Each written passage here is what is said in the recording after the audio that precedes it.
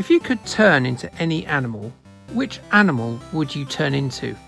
Go on, you can pick. You can pick from an entire bestiary, any animal in the world, any old beast. Me, I'd choose a sea cucumber. Not really, why would I? A bloody sea cucumber? Are you insane? Give over. I'd be an eagle or some sort of fancy goat or one of those tiny dogs that live in a shallow girl's handbag. And as you know, I'm sort of an expert in morphing into animals. Look at me at Halloween. But yes, if you're still thinking about which animal you'd like to be, can I suggest playing Ubisoft's Animorphs, a game on the Gameboy Color? That may give you some inspiration. But before we get to the video game, let's take a look at its origins in the world of literature and indeed television. Animorphs was a collection of 60 plus books that came out between 1996 and 2001. They were penned by husband and wife team Catherine Applegate and Michael Grant. They wrote together under the pseudonym of K.A. Applegate, meaning Michael was decidedly shortchanged when it came to the names. The books are almost legendary, by the way, for this wonderfully cheesy cover art. The book series was turned into a TV series in 1998 and shown on Nickelodeon in the States and by the BBC in the UK. 6 friends, 5 human, and 1, a being from beyond the stars, are bonded by one goal: to stop a sinister secret invasion by some alien swine known as the Yeerks. The teens have obtained an ability to help them fight the infiltrating Wazooks, that being the ability to turn into any animal they touch. They are, to use the preferred portmanteau of animal and morphers, the Animorphs. The TV show lasted for 26 episodes of teenager-aimed adventures, not really setting the world alight in any way, shape or form, but it was entertaining fare for kids perhaps 4 years away from getting the most out of Buffy the Vampire Slayer. The cast didn't really have anyone that went on to become a megastar that emerged from its ranks, with Shawn Ashmore probably having the best career, having appeared in things like the X-Men movies as Iceman and Lamplighter in the TV show The Boys. The Animorphs property spawned 4 games: 1997's Yeerk Pool, more related to the books on Windows. Then in 2000 we got a triple whammy of Animorphery in the shape of puzzle actioner Animorphs, Know the Secret on Windows. Then there's 3D platform stinker Animorphs Shattered Reality on the PlayStation 1. Both of these games were released by Infogrames, but the game we're interested in was released by Ubisoft. Animorphs on Game Boy Color was programmed by the relatively new development studio Run and Gun Games, who were told by Ubisoft to reconsider that name for this title aimed at children. Remember, we're just a year removed from the Columbine High School massacre at this point.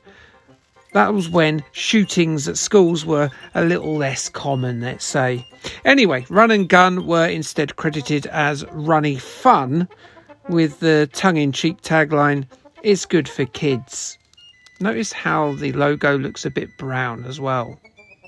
Diarrhea. Animorphs, as you may see, is a top-down RPG type affair.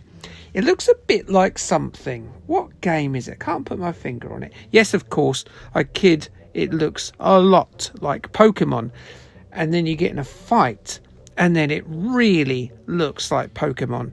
I mean, a happy shopper Pokemon, but a Pokemon all the same.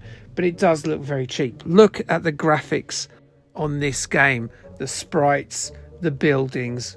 My God, it's an ugly game.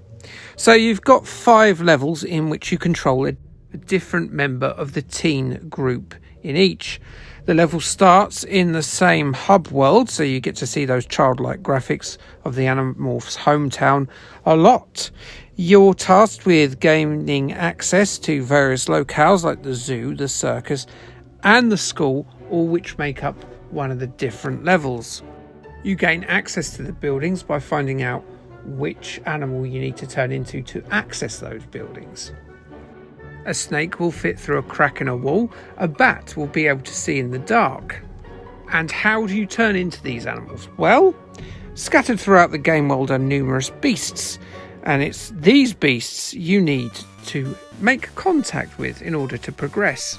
In the TV show, the characters will gain the ability to change into an animal just by merely touching them.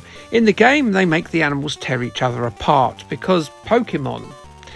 In fairness, it's a good, if bloodthirstily cruel game mechanic beloved by millions of 90s tykes, and it makes sense contextually. The fights go as you'd expect. A dog will overwhelm a mouse or a skunk fairly easily, but it won't be wagging its tail in confidence when it's locked in a cage with a lion. In encounters with bigger beasts such as lions and hippos, it might take multiple morphs to wear them down, so make sure you fill up your 5 morph spaces by fighting 4 useful animals before you take on these big old monsters.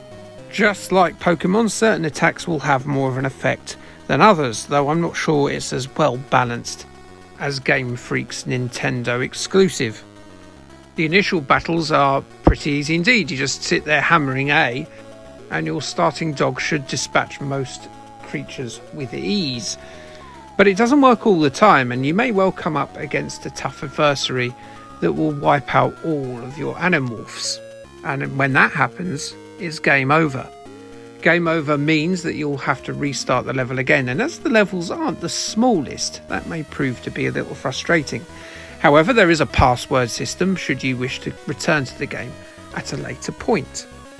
I'm still not sure how an elephant punches though. I mean, don't you need hands to punch?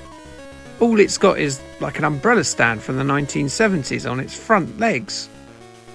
But be warned, the Yerks aren't just sitting around waiting for you to scupper their plans for world domination, so they've dispatched a horde of ugly bug aliens to cause you all kinds of grief too. These are tougher enemies than most of the creatures you'll fight in the game, and you won't be able to morph into them when you beat them either, because I'm guessing a teenage girl doesn't want to look like a tardigrade penis. Another way to get a game over is to change from a creature back to your human form in front of characters walking around the game world, because then they'll know you have the ability to lick your own bumhole at will, and that you probably have. The shame. Every now and again you'll get a bit of variety in the form of a side-scrolling level where you'll control a varmint of the sea, land or air in an escapade of furtherment. So don't go thinking it's just top-down cockfighting all the time. These sections play pretty much as you'd expect. Pretty average. Animorphs, despite its unbalanced nature and unfinished looking presentation, is at least reasonably compelling to return to, and you might well get into it depending on your mileage with decidedly B-Tech level Pokemon rip-offs. It's a decent challenge at least. To summarise, and I'm hitting the animal puns now, whale, whale, whale. I'd be lying if I said it wasp excellent, but it's not poor or clawful. It's barely above middling, but it's not owl bad.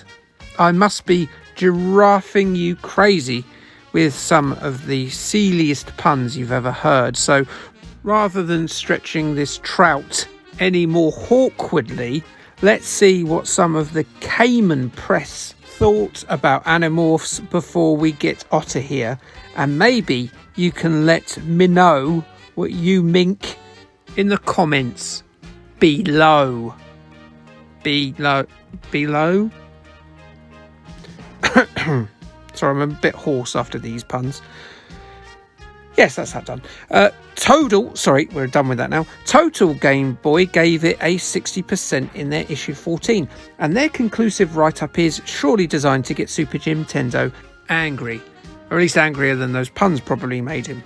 Sorry folks, it's rubbish, they said. No, it's rubbish if it's below 40. Why did you give it 60 if you think it's rubbish? Wallies. IGN were at least consistent with their 3 out of 10 in November 2000. There are some side-scrolling mini-levels, they say, but they're short-lived and limited. Then it's back to the rip-off. Ow, that wasn't very nice. So they all thought it was a catastrophe. Next time, I promise you, there will be less puns, because next time we are covering Automan on the Commodore 64. So like, subscribe, and K thanks fly. Bye.